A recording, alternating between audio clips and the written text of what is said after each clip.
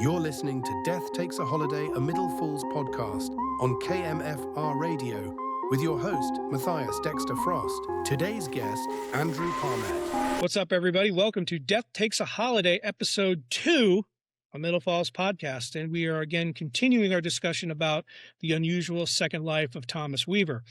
This is my husband, Christopher Dexter. You might remember him from the last time. And this is Andrew Parmet, a great friend of mine and somebody I snookered into listening to the audiobook. And we're going to find out what his thoughts are on it. And Chris is just joining us for some additional commentary today. So thank you for showing up. And, Glad to be here. Glad to be here. All right. So when we left off with Chris, you were still on chapter 14. Yes. And you're still on chapter 14. Unfortunately. That's I'm fine. sorry. Life. So, I know. It happens. It happens. Yeah. But Where does that leave us in the story? that leaves us right around the time where Thomas was following Michael Hollister to his evil cave. Okay. It was a And- little after that. I A know little bit after Michael Hollister had actually approached Thomas. Yeah, it was after that because Michael Hollister found him at the football game Yes. and Yeah. sort of gave him a veiled threat and Yeah. kidnapped the dog. Yes. This is right around the time where he kidnapped Amiable. That's right. Yes, Amiable. yes. Yeah. Which Oh. just the way Thomas says the dog's name, you just love the dog. Mm. Amy, Amy. Amiable, Amy, Mm. because she was so friendly, so they named it Amiable. Mm-hmm. So you feel really bad when Michael kidnaps the dog. You're like, Mm. oh, moving on from that, we talked about what it would be like to go back in time and relive our lives from a certain point on, from when we were teenagers or whatever. And I wanted to pose the same question to you. If you passed away, unfortunately, it would be sad, but if you passed away and you woke up at an earlier point in your life, we'll say 15. Nice awkward time. Nice, yeah, a wonderful time for human development. Where would that put you in life? Well, that would be just before going to college, a few years to figure things out maybe a little bit differently. Mhm. Possibly that's always the temptation. But then you kind of think about if you make a little change, what else is it going to possibly change? Mm. If you make some radical steps, might you not run into people that you met before and possibly not have friends that you grew up with originally? Right. But it has the same, on the flip side, there's that possibility of I could change a whole bunch of things I know I want to look back on and adjust if I could. It's so easy to sort of fall into the same steps at the same time. So in these books, many of the characters, if you continue with the series, you'll find they encounter a lot of the same people throughout the course of their lives, but their interactions might be slightly different. Right. You saw in Thomas's situation in the early chapters when he goes back to school, for example, he still has the mind of a 56-year-old man. He's interacting with people that are 15. We talked about sounding like the dad Mm. when he talks about, oh, the braces will be great for you. Yeah. Right. When that happens in the books, the interactions are pretty close together, but you're right in a sense that even the slightest deviation can change so much because once you diverge from your original path, you're going to go further and further away. And in some of these stories, this does happen. Mm. In Thomas Weaver, he's trying to stop somebody he knows is going to murder a lot of people. Mm. Right. So he's already heavily deviating from his last course, and he's trying to save his brother Zach's life. He doesn't want the same thing to happen, which I would argue just by being aware that that was going to happen, if Thomas doesn't even go to the party, then Zach just sleeps it off on the beach. Right. Yeah. Right. He doesn't try to drive home. He's passed out. Yeah, Right, exactly. Right. I don't want to sound cruel, but in a way, Tommy did. He didn't know what else to do, but by forcing Zach to get in the car and trying to drive him home, he probably was thinking about that and carrying that guilt his whole life, not just because of the accident, but because he was trying to get them home so they wouldn't get in trouble. Right. And- Right. And at that point, it's like, just get in trouble.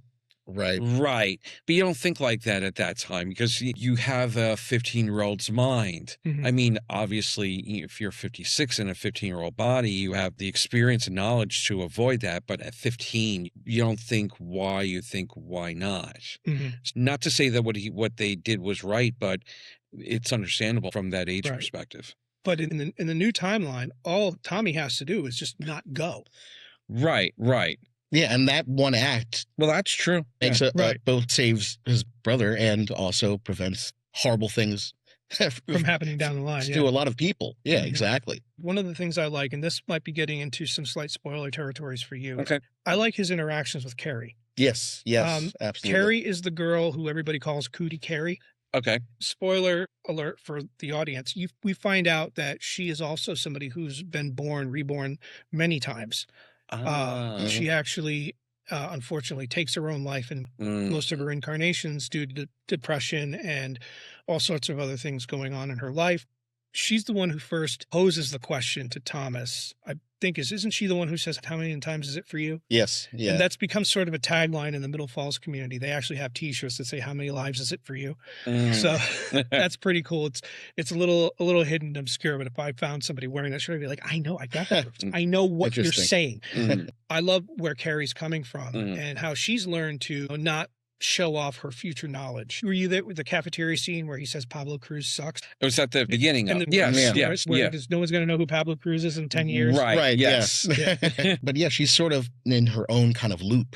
Right. She's stuck in her own loop. And she's staying in those same familiar lanes, not trying to push things or trying to make as great changes. One of the great themes about Sean Inman's books, especially in this series, is personal growth. It's not just about the adventure aspect of going back in time and changing results of events that come to define your lives and having a new path. It's also the personal growth that comes along with that. The learning not to carry so much baggage through life that you didn't need to, or addressing something that you might have done that was wrong or messed up. Like later characters in the series, some of them aren't necessarily nice people. They might be swindlers or scam artists or thieves or just people that have lived such rough lives. They might be a little callous and indifferent to the world around them. Tommy seemed like a nice guy that just got a bad deal.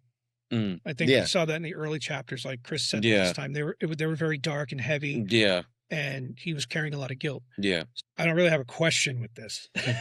What are your thoughts on things like redemption? Because the next book is about Michael Hollister himself. Oh, cool. And it goes through how his respawns, his restarts go into his history in the beginning, which is very, very dark. Like if you thought Thomas Weaver was dark, holy crap. Michael Hollister stuff is extremely dark. Yeah. I did actually hear some of those early chapters. Yeah, because it was on the at the cap end, exactly. And it's intense. So yeah, it is intense. I don't really rate these books as to which ones I like more, but I do think Michael Hollister is a more compelling story because of what he has to do to get his humanity back. Whereas Thomas Weaver has to save his brother's life, which is still a Herculean task, and he has to stop the killing spree that he knows is going to happen. Yeah. But Michael Hollister has a huge road to walk when he's reborn. And I'm not gonna spoil that one, audience, because if you know, you know. I hate that saying. But if you've read the book, you know how hard that is for him to accomplish. Redemption. Do you think that anybody is beyond redemption if you start over and realize that, well, I screwed that chance up, I'm going to redo it? I'm not talking about your more egregious offenders, but just in general, we all feel regret. Sure. I would think so, but it really depends on the type of person. There was somebody I knew who actually had a position in a particular company who had that position due to being born in a very wealthy family. And this guy couldn't do anything right. In fact, I'm purposely not naming names just in case. Right. But you and I used to call him Bobby Fuck Up. See, it's actually a specific person. This isn't a euphemism. Yeah. We all know and feel about. But that's honestly, you and I can say that because it's not referring to the exact person that I don't want to name.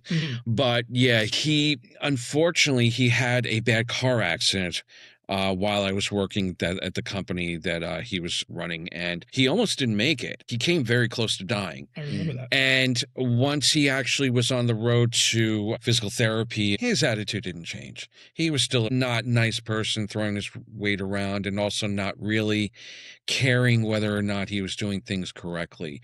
So a lot of times, usually when somebody has a near-death experience, they tend to realize, I haven't been living life correctly. This guy had the opportunity to change. He chose not to. So while I do believe redemption can be a thing, I feel at times it's like, well, this is who you are. And even when you do have something that can cause you to go on a better path, they sometimes don't. Sometimes they don't see the opportunity that they have. Yeah. And they're not grateful or humble enough Yeah. to realize that, oh my God, I almost died. Mhm. You know, and this is what we deal with in these books is obviously fiction. We don't know what happens when we die. But if somebody comes very close to dying, like let's say somebody has a heart attack, and then they're like, I guess I'm going to change my diet and my lifestyle. And as a matter of fact, there is a protagonist in one of the Middle Falls books named Carl Strong. In the beginning of the book, he's very unhealthy. He's overweight. He's a heavy drinker. He eats garbage food, and he dies of a heart attack. And then in the next life, he does get that, well, I'm going to do things differently. And, but it comes a little bit late. And because he's not started way back when he's a child, he started before he has the heart attack, but not that long before he has the heart attack. Yeah. So he does try to change his life, and he does. He loses weight, he gets fit, but he still ends up dying again of a heart attack because the damage is already done. He's already put his body through too much. Yeah. Right. In the future books, they don't start them always at the same time. They get started at different times. As they're changing through things, they get different starting points. Redemption is as one of those things that it's really hard to gauge whether or not somebody's going to take that opportunity to do better, even when they're thunked on the head by life. Yeah. So, well, yeah, I think it takes some level of self-awareness and self-reflection that, like you were saying, needs to happen, and the person needs to be capable of having that. And there's some people that, unfortunately, they're just not aware of the wake that their life creates around them. Yeah. No matter what happens. Exactly. One of the things I do like about Middle Falls, though, is that people get as many chances as they need. So, Andy, what are your thoughts on the book and how it flowed? What were your high points? It had a really steady, even flow that kind of like felt like it would reach these certain peaks, and then you'd have a little time to sort of assess what was going on. But the pace would kind of pick up with every little interaction that would cause a ripple beyond what he was used to. There's times that it would ease up a bit. You'd have a little moment of reflection, but it does kind of chug along at a certain point, and you kind of want to keep going. So you feel like it at a certain point, like there's a lot of setup, and then there's like a little bit of a reset when he's reborn. But then once the action starts going, you're going straight downhill. Yeah, you're on a journey and you're locked in. So yeah, and it's like we were talking. When I was talking to Chris last time, there's some parts that are really twisted and scary. It gets into some pretty dark territory with Michael and the things that he's up to. And you can really feel the tenseness of the situations as these two continue to antagonize each other. Right. And as a reader, you just feel like there's moments where you could dial it back and right the ship, but things keep getting off kilter and get pushed further and further. Again, for anybody else who hasn't read it, spoiler, the part where Tommy finally breaks and he thinks he's killed Michael. He's beaten the ever-loving crap out of him. That's right. And he thinks that he's going to get arrested. And that's, I'll just leave it there. It's a very, you're rooting for him, but you're also like, holy crap. Like, you want to see justice done, but you realize that at a certain point, things could be taken a little too far. Yeah, because Michael's a jerk. He keeps teasing people. You know how a lot of serial killers that we read about or we watch documentaries about, they would taunt the police? Yeah. Like BTK or Zodiac. Zodiac, you're never going to catch me. Yeah. I'm going to get away with this. Even the ones who were suspected, but police could never prove that they were the ones, so they never arrested them. Like they knew, but they didn't have enough evidence. So Michael kind of takes that tack. He's very arrogant and thinks he's smarter than everybody else. Yeah. So he does that thing where he knows that Tommy's on to him and he's taunting him through the rest of the whole book. Wow. So you just want to see Michael get his comeuppance. Yeah, he's a very antagonistic character, and he just keeps poking and poking and poking. Antagonist. Exactly. But they are. Yeah. Like very, very pushy. Let's go into some lighter stuff. I asked Chris the same question I'm going to ask you. Time travel movies. Oh, sure. What's your favorite one? That's a cruel question because you can't have just one.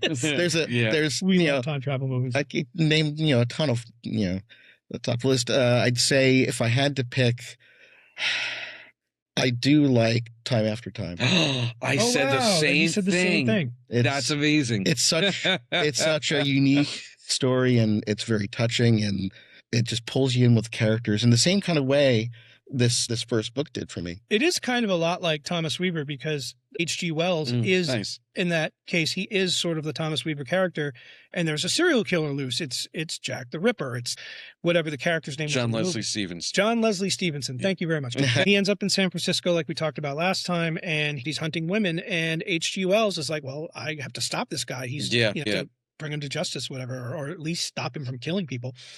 And his girlfriend's in the crosshairs now too. Mary Steenburgen, her character is now a target. It's like a double shot. He's got to save her and stop the serial killer. Yeah. Very similar parallels to Second Life of Thomas Weaver. I don't know if that was intentional.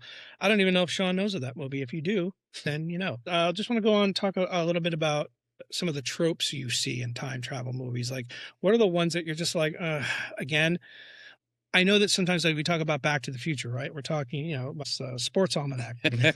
Biff goes back and, you know what? Look at that. There's nothing in there. So they erase the entire timeline. When you go back in time and you change something, but you can go back to the present that you just left and things are different. Like Marty goes back, he has the truck in the garage and his parents are well off and Biff's waxing the car. He still tried to do very terrible things to Lorraine, but still, now he's waxing their car. Things have changed. But in Sean Inman's books, you can't go back to the universe that you died in. You start over at a certain point in your life, and your future rolls out from there. There's no going back to the world you left.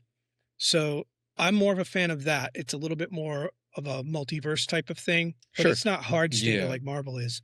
What tropes do you find in time travel stories that just kind of make you go, what? I don't know if it's necessarily a trope, but I feel like there tends to be this trust us, we know that we're writing the right thing. I'll give an example. In Inception, I know I'm probably saying something blasphemous right now, but I just feel like everything in Inception works too well as they're pulling themselves back through each type of dimension, and they need everything to work out perfectly. I mean, there, aside from some problems, it always just seemed to work out too well. For what seemed like a very fast and loose technology. Where the probability was this possible that it'll work out, it does. And I always feel like, I know movies got a movie, but I just feel like a lot of that's my trope in time travel movies. Everything seems to work out okay, or in the end. I would like it to be where it doesn't work out correctly. I mean, I'm sure there are a couple of movies that do that, but it just, to me, that's a trope, that it just, everything seems to always work out. It shouldn't sometimes, because it is time. And, you can't really measure it perfectly all the time. Yeah, so, I agree with that. And it sort of goes hand in hand also with the one that I have, which the end result of the time travel scenario is a radical change of the universe. I mean, it theoretically would be possible to time travel and there'd be such a small change, or not really much of a change, that on a grand world scale, things are just coming along the same way. Or, minor variations. It's not like there's purple rain and flying cars. When it goes that level, it's a little much. Right. One of the things is, when you think about the mechanics of time travel, which Sean Inman doesn't do that, by the way, none of his books go into these crazy explanations of how this happens. It's just assumed that it does. You have the Universal Life Center. They're the ones who decide who gets restarted and where, and it's set up like this ultra bureaucracy. These people, they've gotten to the point where they've learned what they needed to do. They found their true family. They can choose their destiny if they want. They can go on to any other type of afterlife that they want. In the future books, it explains this. There's a place called Rock and Roll Heaven, which is pretty cool. It's a mini story that he wrote. I think it was the first thing he wrote. You can go on and spend like your family. You can go back and live another life on Earth, but when you're restarted there, you just, because your other life was complete, you start brand new slate. Or you could become a watcher, where you help guide people through their lives. There's a lot of options. There's a lot of options. I don't know where I was going. Hi, ADHD. How are you? But I think we're talking about tropes and how everything's going to be all right. I mean, again, we want everything to be all right. Sure. Right. When we read a book or we watch a movie, we want everything to resolve. We don't necessarily want the bummer ending, although sometimes. Well, I mean, if it's a regular like rom-com, that makes sense. But when you're dealing with time, it's so completely mysterious. You're not really sure how it's going to work out. Like Back to the Future, everything worked out in all three. The ending. I mean, of course. I didn't like 3. The character, what's his name? Marty McFly. Duh. How did I not? He had some tasks he had to overcome, but overall, overall, it really still was a Hollywood ending. And when you're dealing with time, I don't feel that it necessarily should be a happy ending because it's such a, like I said, a mysterious thing that to finagle time for it to work out for the happy ending, it just seems a little too contrived at times. How did they know there was going to be a train track when they reappeared? Yeah. Like, when I mean, they knew it Yeah. existed when they left, but they changed stuff. So railroads change all the time. Oh, yeah. It was like 100 years. So that railroad theoretically couldn't have been there, or it could have been a different kind of track in which the spacing wasn't right. And that the old track school locomotive could have just like derailed completely the moment it appeared, killing everyone on board. Credits. that would have been a very interesting way to end the series. Yeah. So it's not just, even though it's one timeline, in a way, it's not just one timeline. The alternate timeline, the alternate Biff timeline still exists. It didn't go away just because Marty went back and redacted it. Right. He corrected it so from that point in time forward, it wouldn't happen. But the Splinter timeline still happens. Yeah, it's on its own track. Right. It's off on its own track, just like the train. Let's see. All right. So I got some questions or some points to bring up from some people on the Middle Falls Facebook group. So I'm going to actually have two people, and they ask a variety of questions. The first one is from Stephanie. Do any of the characters wear Garanimals or underoos? I would say the ones that were young enough at the time, maybe, because a lot of these people were born in the 60s and 70s, a lot of Sean's characters. That makes sense. I don't know when they I don't know when those brands started. I know I wore Garanimals like crazy, and I was a 70s kid. I've heard of Garanimals. I never wore them. I was more of Underoos. Underoos kid. Yeah, I was Underoos kid. Garanimals were they're actually like outer clothing, not underwear necessarily. Underoos were the underwear, and we all had those, various characters. For those who don't know what underoos were, it was underwear, but you were the color and some of the graphics on your underwears matched a superhero. Yeah, it could be Batman or Superman. Do you remember the old Halloween costumes in a box, right? Where you had the vinyl plastic uniform, which didn't look like the uniform that the superheroes wore. It had a picture of the hero on it. Like if you got a Superman costume, you got the face that looked like a molded Christopher Reeve mask, but then the whole front was just this plastic thing with Superman and the logo. The logo, but it wasn't like the actual suit. It was like a Superman shirt would be a more accurate costume than that. It was like as if you went to a Superman concert and bought Superman merch. Exactly. Yeah, they decided to wear it on Halloween. So with a mask. So underoos were kind of like that, except they were just underwear. It was like a pair of briefs and a t-shirt that the kid would wear to bed in lieu of pajamas because I'm too big for pajamas. Kid, shut up. Garanimals, for you two guys, it was just a brand of clothing for kids. Like, you remember this? Oh, I do remember them. I remember them. Yeah. I remember commercials for them. And here's one for you. Tough Skins. Of course, Tough Skins. Yes, that was Sears. Yeah. Sears Roebuck. They made jeans that were made of like asbestos and steel fiber and Kevlar.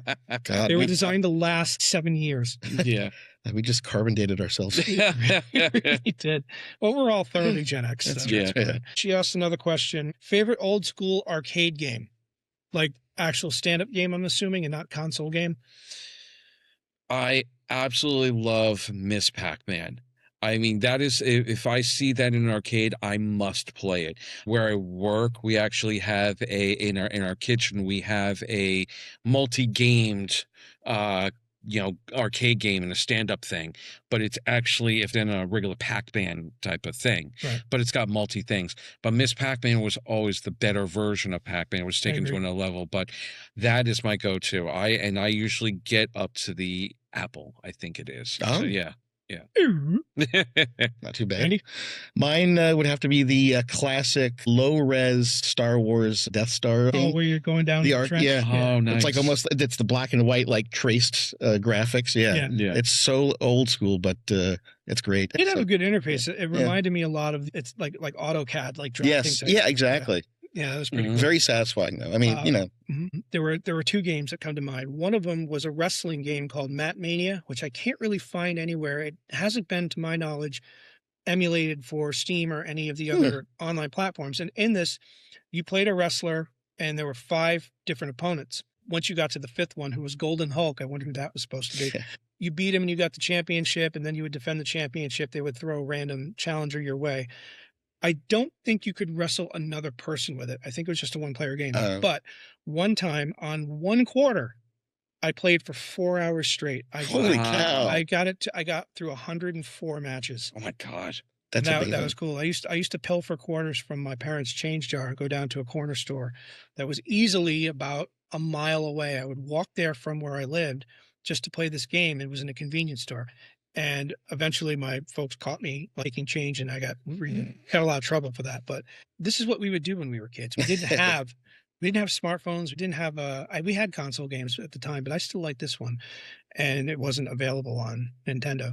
So there was that. And then there was one that has been ported over called Rastan. And it was like you were a Conan the Barbarian game, and it had great music to it. And you had a sword, and you would swipe at enemies, and you would go through the castles. It was a side-scrolling game, but the background had some depth to it. So it was a little 3D.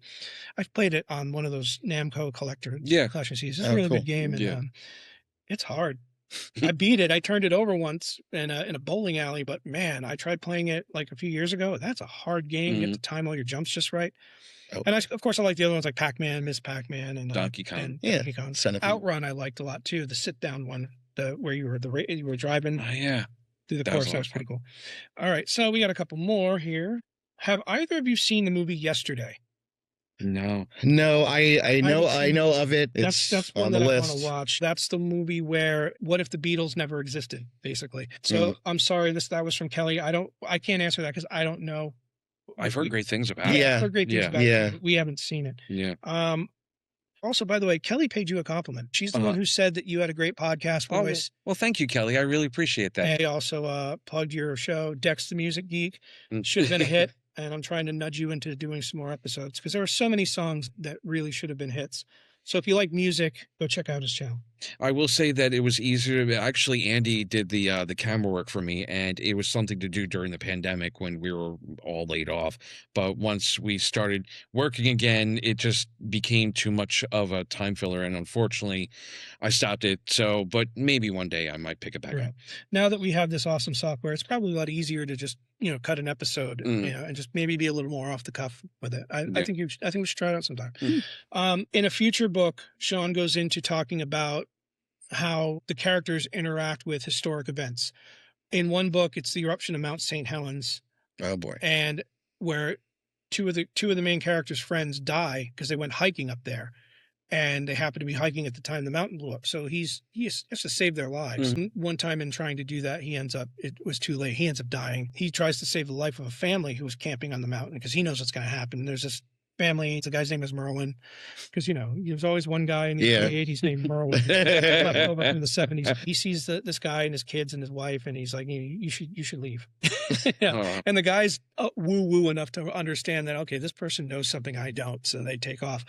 But he tries to stop the assassination of John Lennon, and he's successful. And he gets injured in the process, and there's a scene where John and Yoko thank him. They're in the hospital room. Kelly wants to know if it's portrayed accurately. Now, you guys don't know because you haven't read the book or heard the book. No. I think it's done really well. John has been known to call Yoko Ono mother for a long time. Yoko comes off as very grateful, very happy, and John actually ends up recording a song that the character's father wrote and releasing it as a track. But then John passes away shortly thereafter because certain events have to happen. I think going back to time travel tropes, there are certain events that happen that have to anchor us to the reality that we have. Otherwise, it really is spinning out of control. Anything can happen. Is that something that you feel like helps ground a lot of these stories, is that there's always fixed events that will occur no matter what?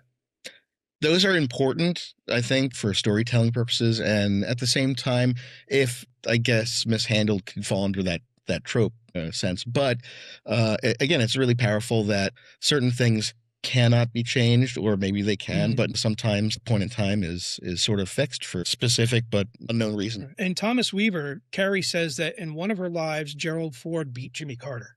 Like there's been a couple of things where there have been variations, but I guess they don't impact things much. And maybe that's just a way of throwing some variation in the timelines, or maybe that's a commentary on no matter who's president, nothing's really going to change.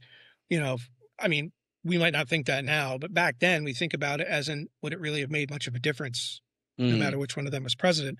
Well, at that time, it probably might have, because we had the gas shortage in the 70s while Jimmy Carter was president. So that might not have happened if we had Gerald Ford as president. Right. Yeah. I was very young. I didn't really know a lot about that. We know a lot about it in hindsight, but at the time I was like 4 years old. So. Yeah. There's a series on Apple TV called For All Mankind, and the premise is the Russians initially beat the U.S. to the moon, and that causes a slight change of future events that ripple throughout the decades that follow. Seasons. If either of you were able to go back in time and be reborn, I know I sort of touched on that. I asked about personal events that you would want to change. Are there any bigger picture events that you would want to change or try to change? On a personal sense, I'd make small changes. Like I'd probably pick a different major for in college. And, I might invest better, little things, but it's as topsy-turvy as my life has been. I feel like if I would go back and make too many changes, my life would be so drastically different. Right. Just based on even like where I end up moving, it would radically change what I know of the present. Right. Well, at the time, let's say if you're reborn 30 years ago, and when you're 19, and then you come up, you're what, 48, 49? Yeah, 49. So you're 49. You're going to be a different 49-year-old than you are today. Yeah. And you're going to have all the past knowledge that you had from your last life. So there's a lot of hard drives. I mean, I find my memory slipping as it is. Like I can't remember things in detail that happened 30, 35 years ago. I can remember bits and pieces, and sometimes I don't remember them clearly. So I can imagine going through a whole nother lifetime and then trying to remember. When somebody dies in the Inverse, they don't take anything with them. So in some cases, the lives that are being lived are being spent collecting information about things like stocks and investment, because that's a natural thing. It's like, well, if I could relive my life again, then I'm going to buy myself a whole bunch of Apple and Microsoft and Amazon stock, and I'm going to get super freaking rich. Right. But the kicker on that is that doesn't ever make the people on the books happy. Right. It makes them secure, but it doesn't lead to something meaningful. There's always something in their life that money can't really fix. But that is sort of a natural thing that you want to do, because you want to provide yourself a safety net to give yourself just for the security. freedom to do the things that you want to do. You want to pursue things in your life that maybe you didn't have a chance to. Like maybe if you could go back and provide better for your financial security through investments, you would be doing film or something like something artistic, rather than just slogging it at 9 to 5. So and I would do the same thing. Honestly, I would want to provide security so I could just be a full-time musician. So I mean, just in the sense that it would offer you those opportunities that you didn't have before, which in a way might provide a little bit more of that happiness. But yeah, I mean, the money itself is just for security, but also you obviously would want to try to help prevent certain major horrible things. I was thinking more along like major things. I mean, I'm not like 9/11, but there's a lot of really crazy things that happen. I mean, there are personal tragedies that we've had. Yeah. Maybe we have friends that might have taken their own lives, that maybe we want to try to intervene and say, hey, you should talk to somebody. I know you're suffering. Right.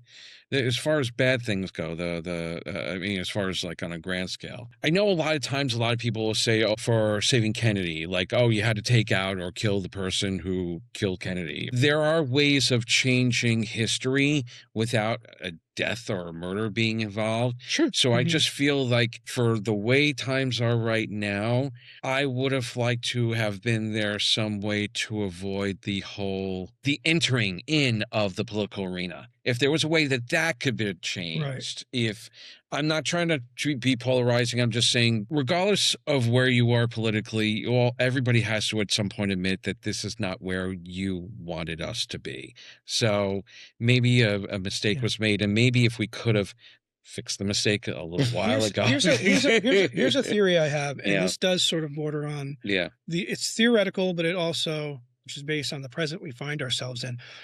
A lot of people I've talked to, we joke that this is the Biff Tannen timeline. Yeah. And we all know who Biff is. However, I kind of go a little bit deeper, because with the rise of generative AI and the technology advancing rapidly, I think to myself, in all of these time travel stories we read about, it's usually the scientist who is motivated by benevolent altruism for all humanity to invent something that we can use to do the right thing. What if time travel was invented by bastard billionaires who wanted to plunder the past? We sometimes joke about, well, if time travel were possible, we wouldn't be where we are now. Somebody would have stopped it. Yeah. But maybe if the people who invented time travel intended it to be this way the whole time, then maybe that's the problem. I mean, again, this is theoretical. I believe it exists, but if it did, we wouldn't really know about it. Yeah, we wouldn't be Yeah, aware of the sure. changes that would Yeah. happen because we don't know how time travel happens. Yeah. We don't know if it would be a branch or if it would just be a ripple change, and we would be totally unaware. Yeah, it really weighs on me because this is what I think about when I can't sleep at night, 4 a.m, and and I can't fall back asleep, and my anxiety brain starts talking to me about existential issues like this. Is what if the bad guys win?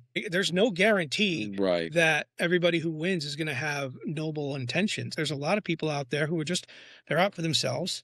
They have the means, they have uncountable wealth, and they're spending it on these crazy pet projects that right now we think are ridiculous. I'll bring up Elon Musk wanting to invest in robots now. Why do we need robots?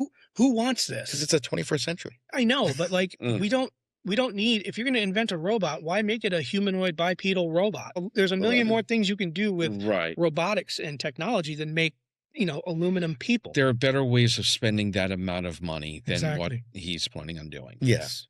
But I mean, of course, it's his money. He can spend it however he wants, but it's not something that the rest of us should applaud. how does either, it benefit How does it benefit humanity? the world? Like, Humanity? yeah, exactly. Eventually, these things that are created by or invented by these companies and these tech wizards are supposed to filter down and benefit things, Yeah. and benefit Yeah. the rest of the people. And we've seen the word enshittification, how everything just starts off really cool and then just becomes another subscription, pay for service, scammy type of thing where it just nothing really feels right. You feel like you need a shower after you agree to a terms of service agreement.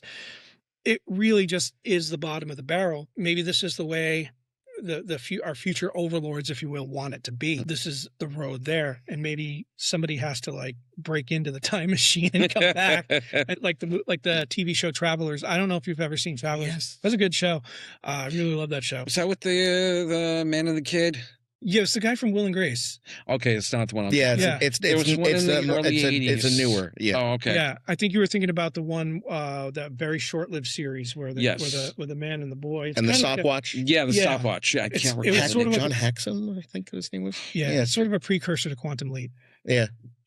Journeyman or a traveler. It was something along the lines of Right. that. I'm gonna have to look it up. It was later. like a blink and you miss it, like 2 Yeah. seasons and done. But, Yeah. we watched the episode one time. Yeah. But they went back to ancient Rome or something. It was pretty cool. Yeah. Well, we're going to wrap it up. I want to thank Andy and Chris for being here with me today. Thank you. Yeah. Thanks for having us. And if you're watching this on YouTube, please hit the like, subscribe, get the notification, hype it if you want to.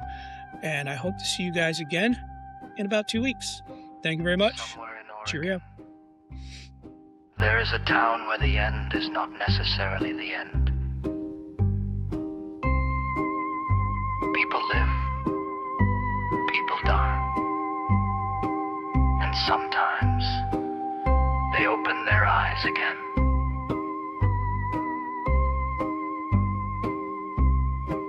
This is Death Takes a Holiday, a Middle Falls podcast.